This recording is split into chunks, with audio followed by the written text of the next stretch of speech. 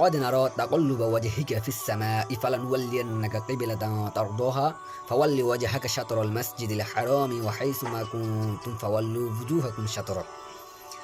বারবার আকাশের দিকে আপনার তাকানোরকে আমি অবশ্য লক্ষ্য করেছি, কাজে এমন কেবলার দিকে আমি আপনাকে ফিরিয়ে দেব যা আপনি পছন্দ করেন। এখন আপনি মসজিদে হারামের দিকে মুখ ফিরান, আর তোমরা যেখানে থাকো না কেন সেদিকেই মুখ ফিরাও। সূরা বাকারা আয়াত 146। সেগুলো আমরা তুলে ধরব ইনশাআল্লাহ একে একে। মুসলমানরা কাবার পূজা করে।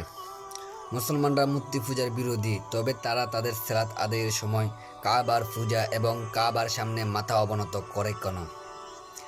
কাবা হলো কিবলা, অর্থাৎ সালাত আদায়ের সময় মুসলমানদের যে দিকে ফিরতে হয় তার দিক নির্দেশক স্থান। লক্ষণীয় বিষয় হলো মুসলমানরা তাদের সালাত আদায়ের সময় যদিও কাবার দিকে তাদের মুখ ফিরায়, কিন্তু তারা কাবার পূজা করে না। তারা আল্লাহ ছাড়া কারো দাসত্ব করে না, কারো সামনে মাথা নত করে না। কুরআন মাজিদে সূরা আল বাকারায় বলা হয়েছে, قد نرى تقلب وجهك في السماء فلنولينك قبلة ترضاها فول وجهك شطر المسجد الحرام وحيثما كنتم فولوا وجوهكم شطره। বারবার আকাশের দিকে আপনার তাকানোরকে আমি অবশ্য লক্ষ্য করেছি, কাজে এমন কেবলার দিকে আমি আপনাকে ফিরিয়ে দেব যা আপনি পছন্দ করেন। এখন আপনি মসজিদে হারামের দিকে মুখ ফিরান, আর তোমরা যেখানে থাকো না কেন সেদিকেই মুখ ফিরাও।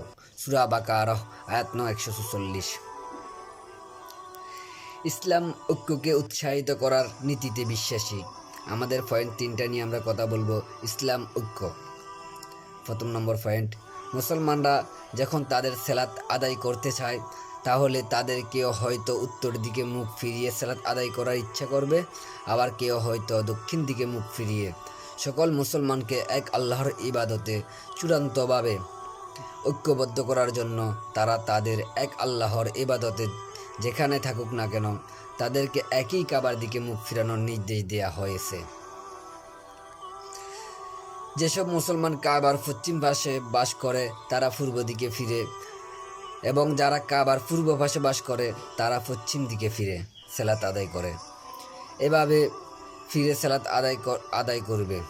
কাবার দক্ষিণের লোকেরা উত্তর দিকে এবং কাবার উত্তরের লোকেরা দক্ষিণ দিকে ফিরে সালাত আদায় করবে। এভাবে তাদের মধ্যে চূড়ান্ত ঐক্য সৃষ্টি হবে ইনশাআল্লাহ। আমাদের উচিত বর্তমান অশ্লীল সমাজে ইসলামিক ভিডিওগুলো like, share, follow and subscribe করে সবার মাঝে ছড়িয়ে দেওয়া। সম্ভবত এটা একটা সওয়াবের কাজ, আপনার কারণে একজন মানুষ ইসলামিক জ্ঞান শিখার সুযোগ পেল।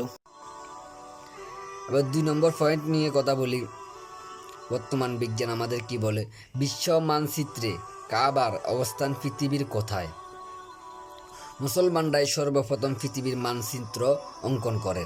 তাদের অঙ্কিত মানচিত্রে দক্ষিণ দিকে নির্দেশিত উপরের দিকে এবং উত্তর দিকে নির্দেশিত ছিল নিচের দিকে। কাবা ছিল তার কেন্দ্রস্থলে, মানে মাঝখানে। অতঃপর পশ্চিমা মানচিত্র অঙ্কন করে উপরের দিকে এবং নিচের দিকে এবং নিচের দিককে উপরের দিকে রেখে তারা মানচিত্র অঙ্কন করে।